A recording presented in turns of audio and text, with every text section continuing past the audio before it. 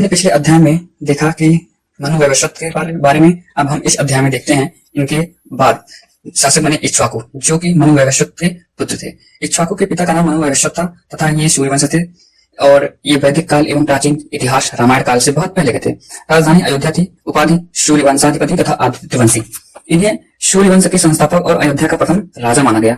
इनके नाम का अर्थ होता है इक्ष्वाकु में इच्छु का अर्थ होता है गन्ना। आकु का मतलब होता है इच्छा या रुचि। इसका शाब्दिक अर्थ है गन्ने का रस पसंद करने वाला। किंवदंती के अनुसार इनका जन्म होने पर इन्हें गन्ने का रस दिया गया था, जिससे यह नाम पड़ा। मनु वैवस्वत ने सृष्टि बसाने के बाद अपने पुत्र इक्ष्वाकु को उत्तर कोसल अयोध्या क्षेत्र का शासक नियुक्त किया। इक्ष्वाकु ने अयोध्या को अपनी राजधानी बनाया, जो आगे चलकर भारतीय इतिहास की एक महत्वपूर्ण नगरी बनी। उनके शासन में धर्म, न्याय और वेदों के अनुसार राज्य संचालन होता था। इक्ष्वाकु के समय कृषि, पशुपालन और वैदिक यज्ञ परंपरा का विशेष विकास हुआ। पुराणों के अनुसार इक्ष्वाकु रामायण में वर्णित श्री राम के पूर्वज थे। भागवत पुराण, विष्णु पुराण, हरिवंश पुराण में इनके उल्लेख सूर्यवंश के आरंभकर्ता के रूप में हुआ है। इन्हें धर्म परायण और तपस्वी राजा कहा गया है, जो स्वयं वेदाध्ययन करते थे। इक्ष्वाकु के बाद उनके पुत्र विकुक्षी राजा बने।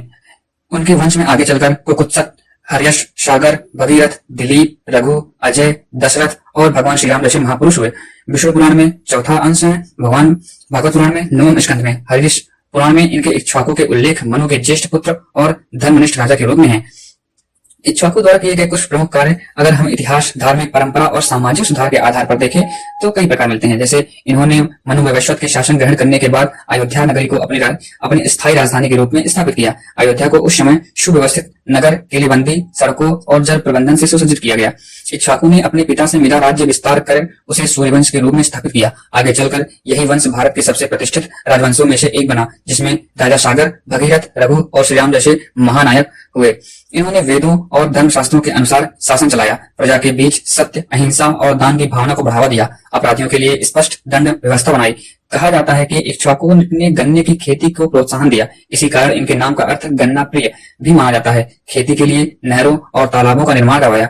इन्होंने यज्ञ, हवन और वेदाध्ययन के राज्य में अनिवार्य किया। ब्राह्मणों, ऋषियों और आश्रमों को भूमि दान देकर धार्मिक शिक्षा का विस्तार किया। राज्य की रक्षा के लिए अस्थायी सेना का गठन किया। सीमावर्ती इलाकों में सुरक्षा चौकियां बनाई ताकि आक्रमणों से बचाव हो सके। समाज में वर्ण व्यवस्था और आचार संहिता को स्पष्ट रूप से लागू किया। विवाह, शिक्षा और दंड प्रणाली के नियम बनाए, जो आगे चलकर मनुस्मृति और धर्मशास्त्रों में शामिल हुए। धन्यवाद।